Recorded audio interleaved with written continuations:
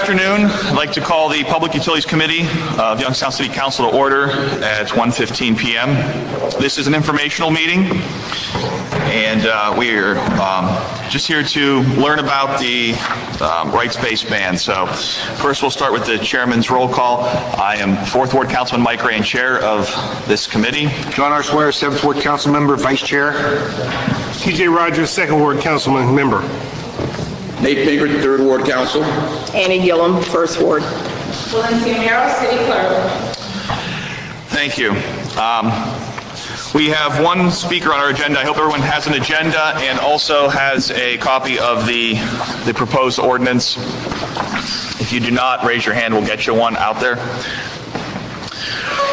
Today we have Ben... What's that? Oh, no, she's going to get it. It's over there. Okay. Today we have Ben Price, who's a project director for the Community Environmental Legal Defense Fund. Is that correct? Yes. Ben has worked there for 7 years to coordinate community rights organizing across Pennsylvania, New York, Ohio, and Maryland, where over 130 communities have adopted legal defense fund draft laws. He served as an advisor to Pittsburgh City Council members and assisted them in drafting their Pittsburgh's Protection from Natural Gas and Drilling Ordinance, and is currently working for communities in Colorado and New Mexico to adopt community rights ordinances that subordinate corporate privileges to human and civil rights. He also provides free organizing assistance and training to local government officials and residents for the adoption of laws that protect communities from corporate assaults. As project director, he manages the community organizing staff, oversees coordination of Pennsylvania Community Rights Network, assists in strategic organizing in all areas of the country, and travels as needed to jumpstart organizing and support movement building. So at this time, I'd like to thank you for coming, Ben, and turn it over to you for your presentation. Thank you very much, Council Member, and thank you to the City Council of Youngstown and also to the residents of the city for inviting me here to speak today. What I want to do is just begin with some background so everyone understands, why am I here in Youngstown. I'm based in Pennsylvania. Our office is in Mercersburg, Pennsylvania, and I work out of my home in the Carlisle, Pennsylvania area, which is just a little west of Harrisburg, if you're not familiar with Carlisle. I work full-time as projects director with the Community Environmental Legal Defense Fund, and it is an organization, a nonprofit organization, that offers free legal services to municipalities and to community organizations of citizens. Our original intent back in 1995 when we opened our doors was to serve communities and municipalities that, when confronted with large corporate projects or planned projects that the community had real concerns about, often municipalities and community groups don't have the means to pay for legal services. So that was the original idea for beginning the organization. Today, things have evolved a bit since 1995. I've been with the organization for 7 years, and our work has focused on a mission statement which I would put it in a nutshell this way. We want to help local communities, local governments establish the greatest degree of local self-government and local control possible. When it comes to the decisions about projects that might impact the community in negative ways or in positive ways, the real question is who gets to decide what's going to happen in any given community. One of the questions that arises among many of our communities that I work with is, well, how do you define what democracy is or how representative government should work? Because, really that's what the question comes down to. I often am quoted as saying, and I'll repeat it again here, when it comes to the issue that you're concerned about here, and in the community today, I know there's more than just one issue. It's not just fracking, There's hundreds and hundreds of things that communities are concerned about. Our focus is not on fracking. Our focus is on all of those issues, and those issues, defining them in a different way, rather than expecting everyone in the community to become hydrologists or geologists, or just become experts in all of the issues surrounding the problem that you're confronted with. Let's examine what the real problem is. I would say you don't have a fracking problem, you have a democracy problem. That's what I'm often quoted as saying.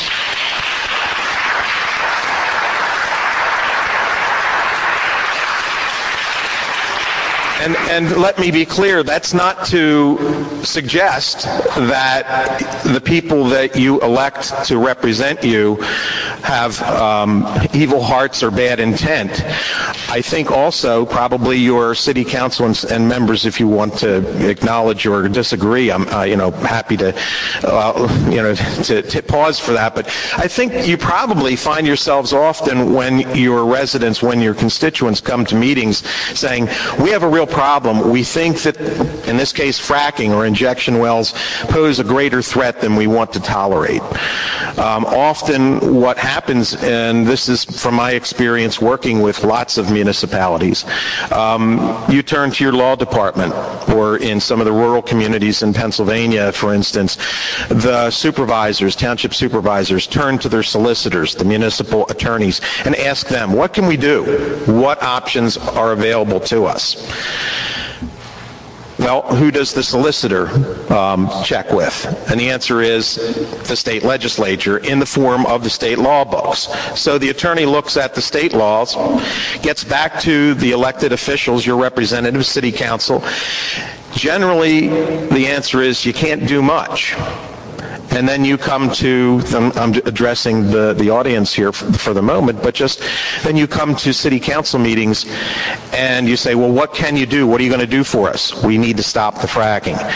And often the answer is, well, we wish we could help, but our hands are tied. That's the question. Does that sound about right, that you're put in that position? I don't want to put words in anybody's mouths.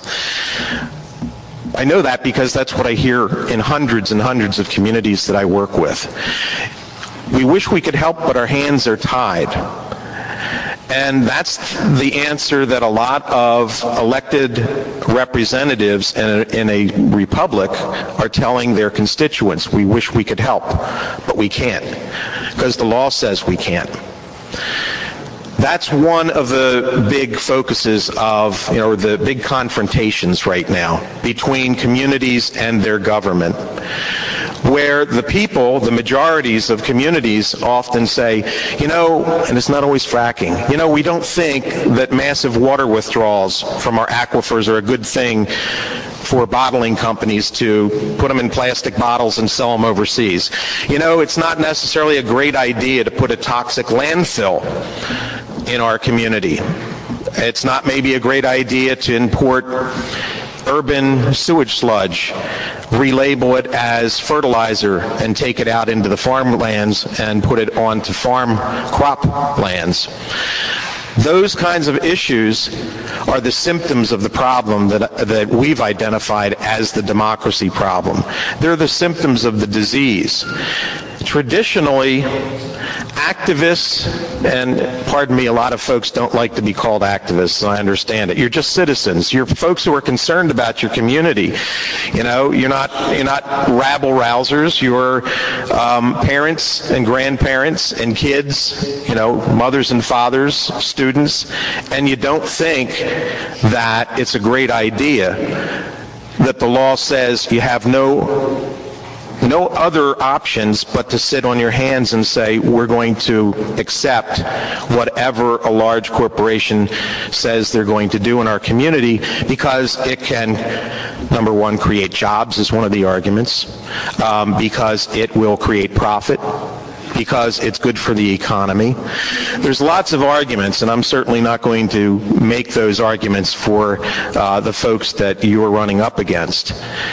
The citizens don't have an easy path to make their case, because they come to public meetings and they're told they don't have any options. The decision's already been made. The best you can do is try and live with it within the regulations that have been adopted. And when I say regulations, we're talking about a type of law, regulatory law. Regulatory law is not governing law. It really is administrative. What it means is the decision on whether fracking or toxic landfills or sewage sludge or factory farms or whatever it might be, the decision on whether those activities are legal has already been made at the state legislative level, and the citizens weren't involved in the discussion. Often enough, the regulated industries were very involved in the discussion about what those regulations would look like.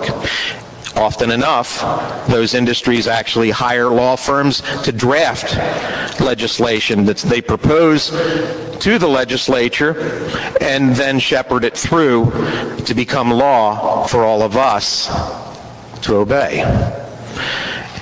In that scenario, we might want to ask ourselves, who governs? Is it the people, or is it special corporate interests that have the means to get their way, to fund campaigns, to form alliances with people in the legislature, to get legislation through, passed, and then we're subject to it? So we're in a situation in terms of fracking, and this ordinance addresses some of the real problems that we're confronting.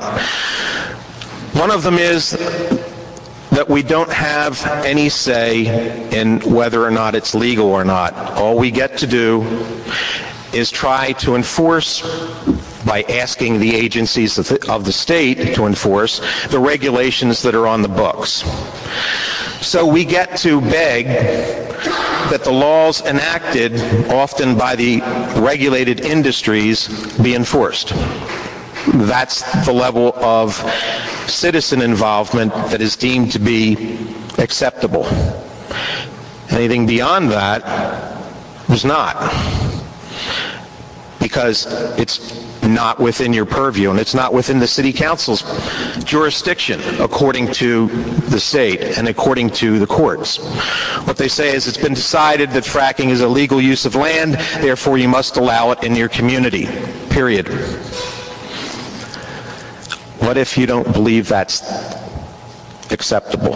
What if you don't believe that allowing your community, your children, your property values, your livability, your quality of life, what if you don't believe that settling for what you're told you must settle for is acceptable? What are your options? Well, some will say elect different people to the legislature. Some will say write to your legislators. Some will say, and City Council, I can't blame you. You guys are and you men and women are in a very tough spot. And I say that realizing that even though you're in a tough spot, you have also some responsibilities to the community. And, well, it's true. What I'd like to suggest is that the people and their representatives at the local level should be firm allies rather than opponents.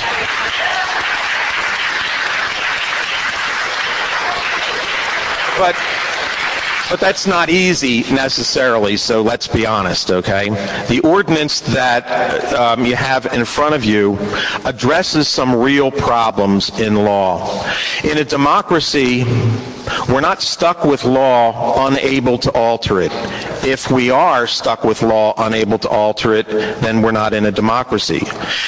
And if our representatives cannot represent our best interests, we don't have a republic either. And so they're important points to make, and I make these with all due respect because I understand, and I've said this to city councils elsewhere. I work with City Council in Pittsburgh, Pennsylvania. They adopted an ordinance that looks quite similar to this one in November of 2010, and it was adopted unanimously 9-0. I'm happy to answer questions about that. I won't go into the whole story, but we've also seen other communities adopt these types of ordinances. Most of them in Pennsylvania, but we also have communities in New York State, Western New York. We have a community in Western Maryland, Garrett County, Maryland. We have the most recent one was Las Vegas, New Mexico. And fracking is a big issue in New Mexico and in Colorado and elsewhere.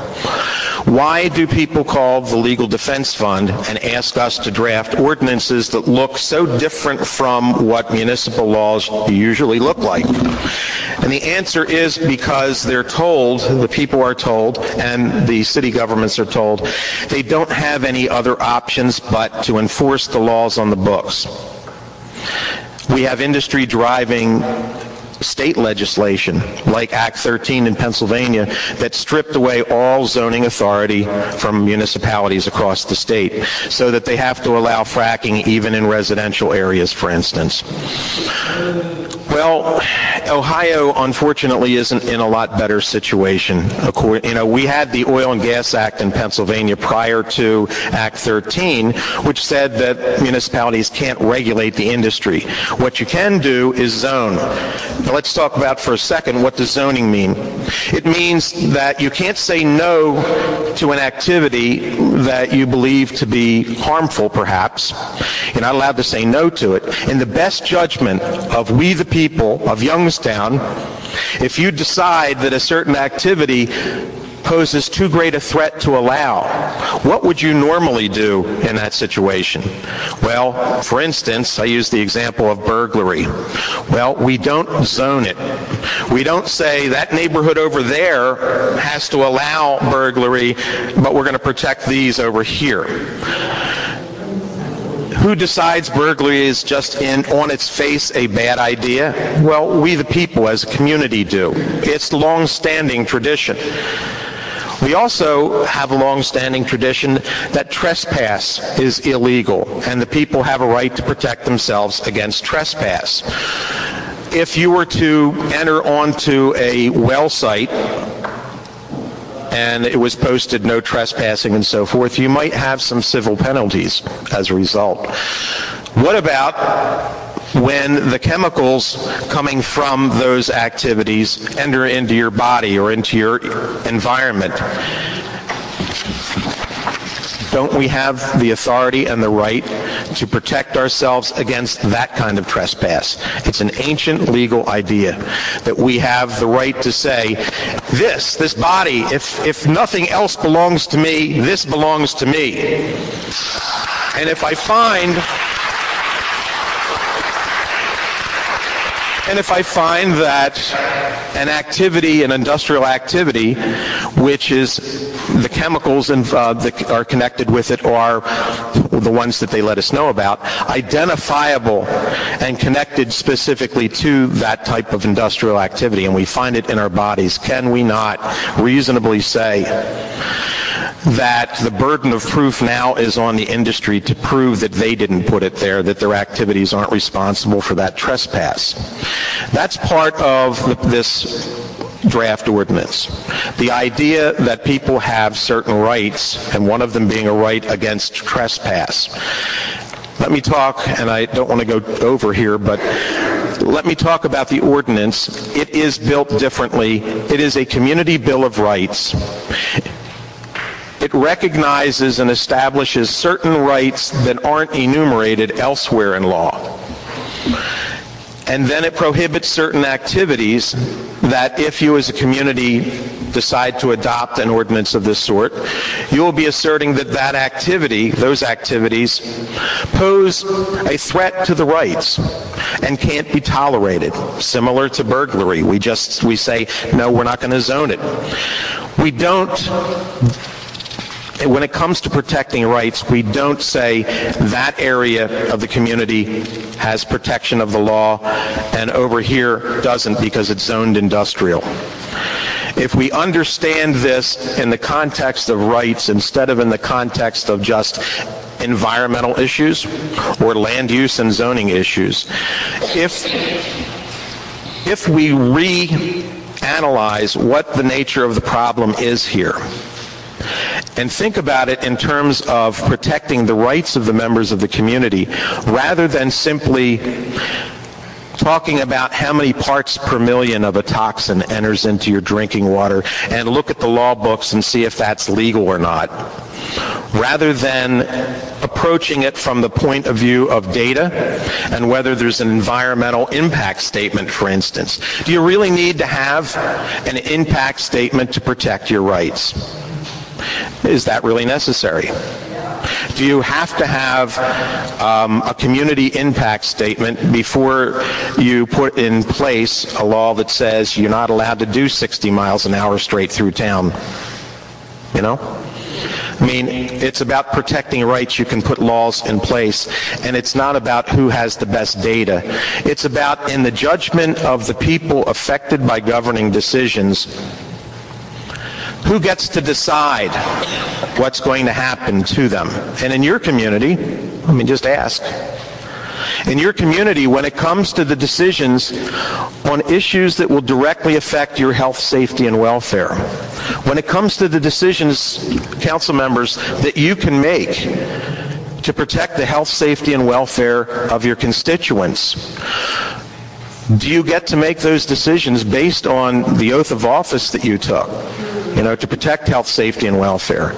Or do you have, and this is where you're in a tight spot, and this is where I have to sympathize. This is where you folks are in a really hard situation, because you're being advised legally that you can't violate the state's preemptive laws, that we have Dillon's rule and all of those legal concepts. And your law department is doing their job, and I'm not here to criticize them. They're doing their job to give you the best legal advice on how to protect the municipal corporation of Youngstown. That's the job of the law department. To make sure, I mean, in a real kind of a shorthand way, to make sure that the city never goes to court, doesn't get sued. Let's not have financial liability. Let's not expose the city to financial liability. That is the responsibility of the law department. And so they're doing their job when they say, yeah, you can't pass a law that protects rights because it might be in conflict with state law that says that the corporations have rights and the people don't have a right to say no. The problem is, the problem is, and the reason that, and I say all of this with, you know, with sincere respect for the role that you play, because you're put, you know, it's not like you make the big bucks. I don't know what your salaries are, but I'm sure it's probably not enough. But you're put in a position where you're in between two very powerful forces. One is coming top down from the state legislature. And it comes with the argument that the state has superior claim, that it can occupy the field of regulation, that it can preempt the city from enacting certain types of regulations, that it has Dillon's rule. And not only that, but the corporations that are issued permits by the state, by the way, the permits are licenses to do things, that the corporations that are issued these permits have certain constitutional rights under the U.S. Bill of Rights that can't be violated. Now, with all of that, how can anyone come in and suggest that you adopt a community Bill of Rights ordinance that would prohibit corporations from doing what the state issues them permits and licenses to do? What's the argument there? And here's the quandary for City Council, and for not for just you, but for any municipality in any state. The elected officials have a different responsibility than the law departments. And the elected officials' responsibility is to represent the interests of your human constituents, not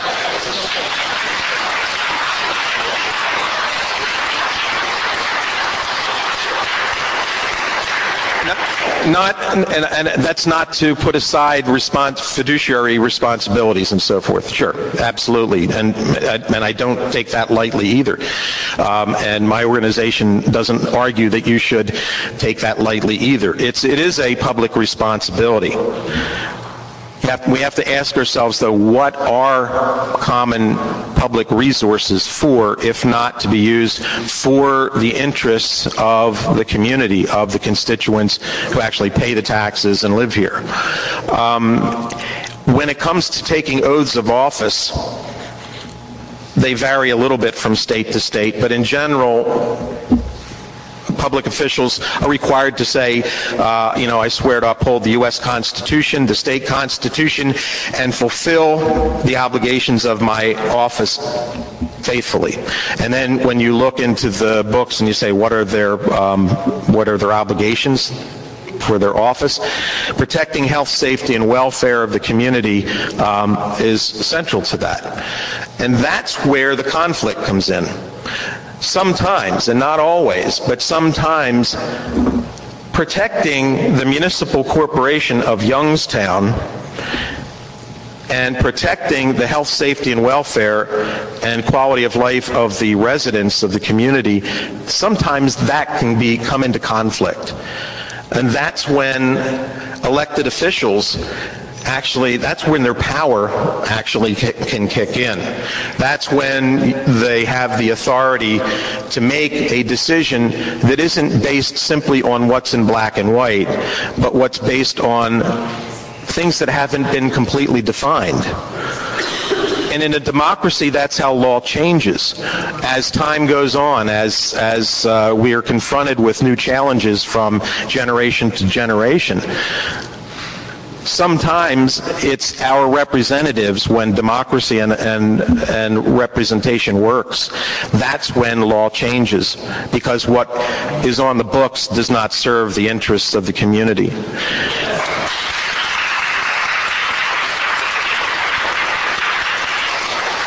I'm not sure about my time. I should just check in. Do I have a little bit more? Yeah, you're fine. Okay. The ordinance is constructed, as I mentioned, based on a community bill of rights, and that's the core of it. That's the heart of it. Some might say, well, how can you invent new rights? Well, I'm not inventing, and nobody's inventing new rights. We can recognize that we have certain rights. Some are primary, some are inalienable, some are clearly necessary in order for the fundamental inalienable rights to be upheld. Like if we have a right to life, as biological organisms, that suggests that we also have a requirement of clean air, pure water, a healthy environment, food, shelter.